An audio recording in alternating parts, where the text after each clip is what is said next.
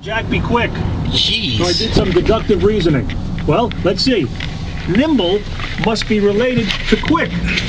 It couldn't be Jack be slow, Jack be quick. That wouldn't make sense. Even I know that. So when he calls me nimble-minded, he must be giving me a compliment. Okay, if there are any magazine writers listening to this and want to compliment me in the future, use words like good. Now, some of you may be thinking, we've seen you on talk shows, Ray. You're not a genius, but it's not like you're a chimp. Unfortunately, folks, talking and writing are totally different.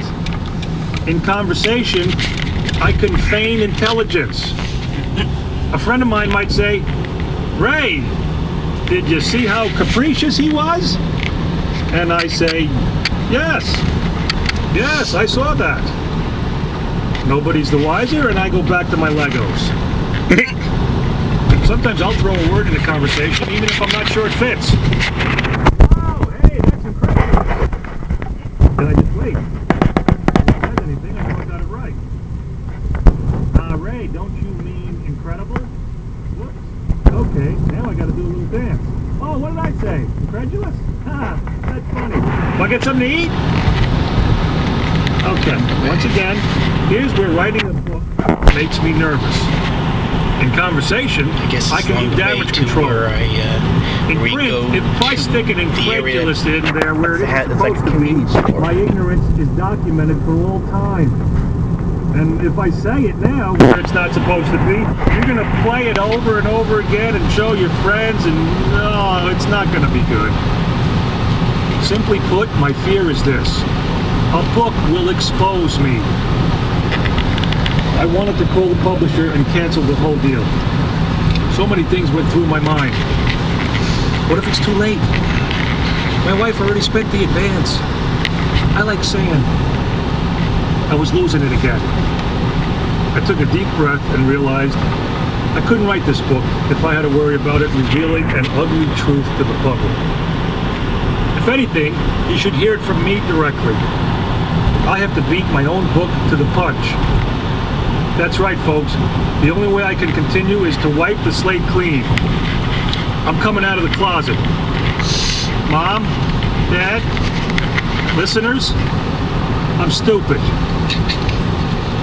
Damn, that felt good. Okay, now there's only one problem left to worry about. Since I've told you my secret, why should you be interested in listening to me at all? I couldn't blame you if you weren't. I mean, I wouldn't listen to a guy who's just admitted that he's dumber than me. But hear me out. I found an angle. And watch out, because I'm about to start nimbling. Humor is usually associated with some kind of intelligence. It takes a smart person to understand the intricacies of how to make someone laugh. With the TV show and my stand-up career, I've been performing comedy for the last 14 years. So, in reality, what I'm doing should be marveled at. Think of what an accomplishment it is for me to be funny and also stupid. I mean, if anything, you shouldn't feel bad about listening to me. You should feel good. You should feel inspired. You shouldn't look at this as a bunch of funny observations, but as the work of a man who didn't let his imperfections stand in the way of his dreams.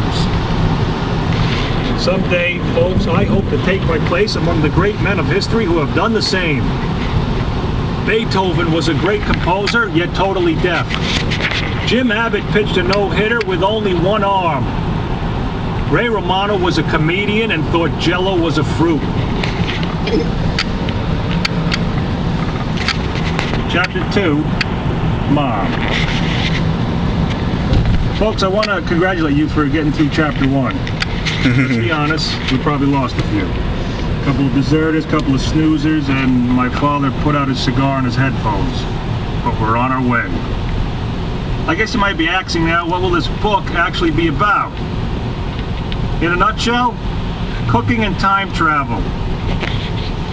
Okay, we lost a few more.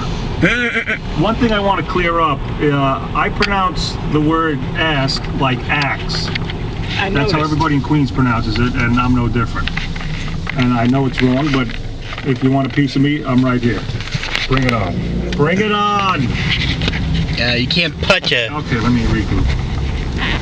This is by no means an autobiography. It's just observations of my life. That's all. I try to put them in some kind of chronological order. And with that in mind, I thought I should start with the first woman I ever loved. Mommy! My mother was and still is this kindly, overprotective Italian mom. Not to mention religious. Very big with the saints. She had a saint for everything. Mom, I'm returning these pants. They're too small. I'll say a prayer to Saint Bartholomew. There's a saint that covers pants. If you read the Bible, you'd know. She wasn't a biblical scholar, but she had her beliefs and she lived by them. One time she was driving my brother Robert and me to a Little League game, and without realizing it, she accidentally cut into a funeral procession. Fortunately, it's gone now. Nervous, she panicked, she wanted to get out of it, but she didn't want to interrupt the sanctity of the event. Plus she thought people behind her would follow her and get lost. So